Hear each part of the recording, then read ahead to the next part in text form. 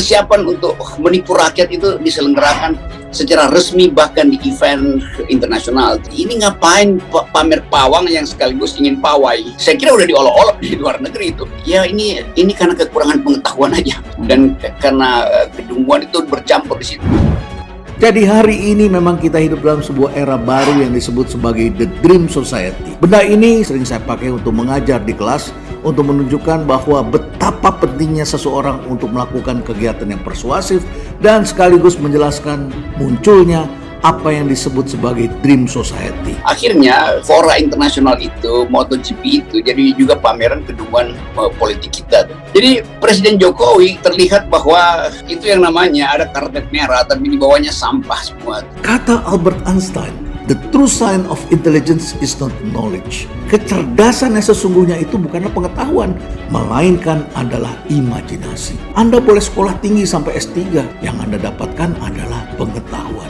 Dan pengetahuan itu bukanlah kecerdasan. Iya, ini baru sekarang itu pawang gue paham deh. Biasanya pawang ada di kamar tertutup, terus konsentrasi, meditasi. Ya udah, ya begini yang terjadi kalau Presiden Jokowi masuk di dalam mistisisme lagi. Jadi kalau kita melihat Mbak Rara di stadion MotoGP, jangan hanya melihat bendanya, jangan hanya melihat dengan referensi Anda. Bukan itu. Kita juga tidak bisa menggunakan referensi berdasarkan kepercayaan kita masing-masing karena kita berbeda-beda. Anda bisa dengar bunyinya ini masuk ke dalam kalbu kita. Ya. Ada gema yang bergelora di seluruh ruangan. Tetapi yang lebih penting lagi adalah ini ada getaran, ada resonansinya yang masuk ke tangan saya terus sampai ke hati saya. Benda ini ternyata membawa pesan tersendiri. Inilah era Dream Society di mana hari ini kita menyaksikan story, cerita yang sampai ke hati itu menjadi jauh lebih penting dari produk itu sendiri. For knowledge is limited, whereas imagination embraces the entire world, stimulating progress, giving birth to evolution.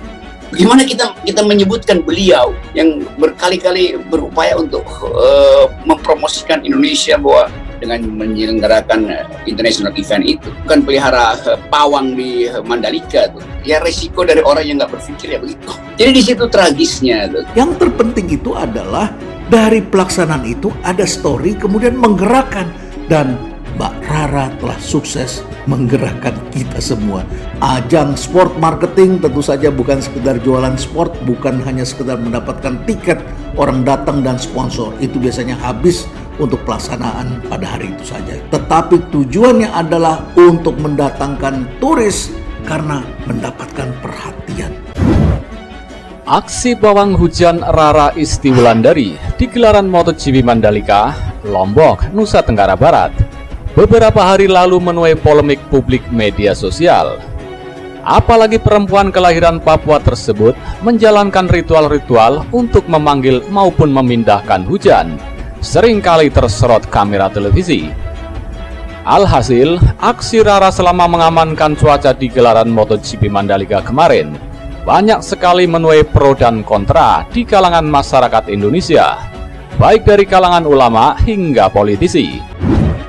Kita itu negara yang kaya ya, kaya akan alam, kaya akan budaya, dan tentunya kalau itu dikombinasikan dalam bentuk penyajian-penyajian atau bentuk olahan yang modern, pastinya itu sangat didambakan oleh tidak hanya untuk orang Indonesia, tapi juga para peminat dari dunia ya. Diguyur hujan deras menjelang balapan MotoGP, pawang hujan di sekitar sirkuit kembali diturunkan. Di tengah hujan deras, sang pawang kembali melakukan ritual dan membuat hujan mereda. And Ducati have so much experience in the wet, they just put a setting that they tell. Jadi bagaimana mungkin kita percaya bahwa negeri ini akan Percaya tidak percaya, pasca ritual, hujan yang mengguyur sirkuit akhirnya mereda dan panitia memutuskan untuk menggelar balapan pada pukul 16:15 waktu Indonesia bagian tengah. Presiden Jokowi menikmati, dia ada patung di Mandalika. Jadi beginian sebetulnya yang kalau dia mematung terhadap penderitaan mak-mak minyak goreng, 2 orang meninggal, penderitaan ibu di Brebes itu karena kesusahan ekonomi. Tapi dia bangga dia punya patung di Mandalika. Saya ingin sampaikan kepada Anda, Anda bicara, Anda beroposisi karena kedunguan. Memangnya Anda pikir Anda lebih pintar dari Jokowi? Jauh lebih dungu dari Jokowi. Laki-laki kok nyinyir ya? Harusnya itu perempuan. Kalau nyinyir itu wajar, karena nyinyir perempuan. Kalau laki-laki bawel, nyinyir, kepo, usil, itu perlu ditanya. Dia normal apa enggak? Penataan landscape dari bandara menuju ke Mandalika sudah mulai dipercantik dengan bunga-bunga, di bukit-bukit tertentu juga dihijaukan kembali, sehingga pada saat tamu-tamu datang kelihatan lebih cantik dan lebih indah. Siapa yang peduli dengan Presiden Jokowi sekarang tuh? Karena Presiden Jokowi secara faktual udah jadi lame duck gitu, bebek lumpuh itu dalam segala soal itu. Inilah orang akibat hormon kawinnya itu nggak kesampaian, akhirnya lari ke mulut, akhirnya mulutnya bawel, nyinyir, dan suka menghina orang lain. Presiden Joko Widodo menyatakan Indonesia siap menjadi tuan rumah penyelenggaraan kejuaraan balap motor tingkat dunia. Bangga buat Indonesia. Apa hebatnya, biasa doa.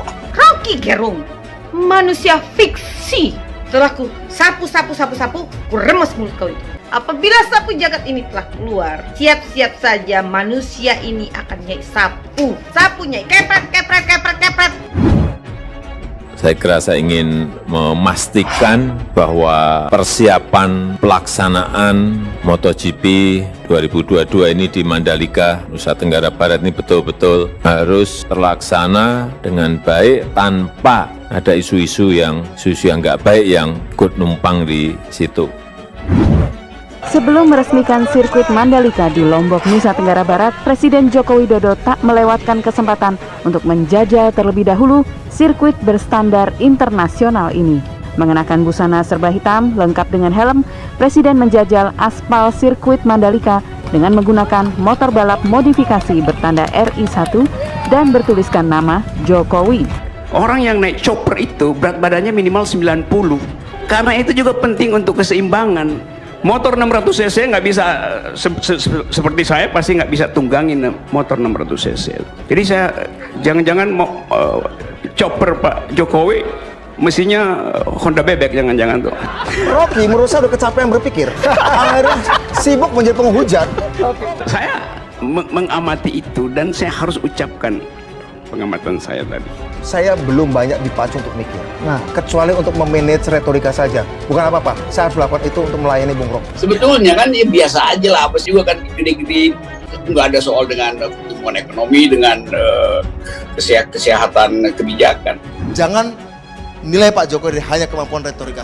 Bagi saya, pemimpin yang baik adalah satu, punya ide yang solid. Kedua, dia dekat dengan rakyat, punya tradisi berorganisasi. Kan orang akhirnya nyari cara supaya hebat Presiden Jokowi. Dan itu sebetulnya jadi kedunguan juga. Tapi oke, itu karena keinginan untuk promosi lebih gede, maka akal sehatnya dalam beberapa detik lumpuh tuh. Yang jelas Pak Jokowi berbicara di panggung dunia, dapat aplaus. Program dana desa diapresiasi pemenang Nobel Ekonomi Joseph Stiglitz, ya. Bagaimana 13 negara juga ingin meniru bagaimana pembangunan desa, kemudian bagaimana tokoh-tokoh dunia berkumpul dan memberikan apresiasi. Nggak usah digede-gedean bahwa Indonesia diakui dunia memimpin itu nggak ada poin apa-apa di situ tuh. Orang nggak anggap itu sebagai sesuatu. Karena nggak percaya, jangan biarkan ada sebuah ide yang memakan tubuhnya sendiri. Rocky percaya bahwa dia bisa makan kepalanya sendiri. Itu kan siapa yang percaya bahwa kamu bisa memakan kepalamu sendiri. Bangga buat Indonesia. Apa hebatnya, biasa doa. Menghadapi orang yang tidak pernah bekerja, Anda pernah kamu di kantor, ketika Anda begitu rajin, pasti ada teman kerjamu yang karena malas dan kamu membuat standar baru. Entah gimana caranya, jelek-jelekin kamu. Lalu saya lihat Pak Presiden juga dalam gambar itu turun ke sawah, motornya diparkir, ada gambar itu. Saya nggak tahu Pak Jokowi ngomong apa dengan petani. Turun dari motor gede. Barangkali inilah rahasia sakit hatinya sebagian elit yang diusung oleh Rocky. Kan ini gelaran tahunan yang di semua kota dilakukan. Dan nggak ada presiden turun tangan untuk ngatur-ngatur jalur. Selain memang upaya untuk cari popularitas baru kan. Jadi sebetulnya ini konyol aja nih. Saya ingin sampaikan kepada Anda. Apa? Anda bicara, Anda beroposisi karena kedunguan. Memangnya Anda pikir Anda lebih pintar dari Jokowi? Jauh lebih dungu dari Jokowi. Laki-laki kok nyinyir ya? Harusnya itu perempuan. Kalau nyinyir itu wajar karena perempuan. Kalau laki-laki bawel, nyinyir, kepo, usil, itu perlu ditanya, dia normal apa enggak?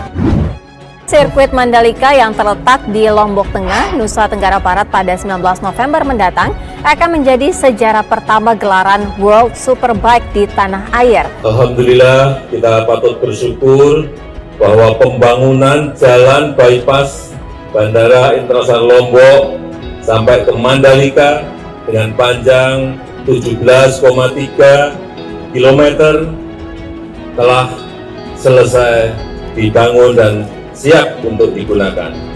Sehingga jarak tempuh antara bandara dengan Mandalika hanya 15 menit saja. Kemudian juga sirkuit Mandalika dengan panjang sirkuit 4,3 km dengan teknologi aspal terbaru, stone, plastik, aspal juga telah selesai dibangun dan siap untuk digunakan.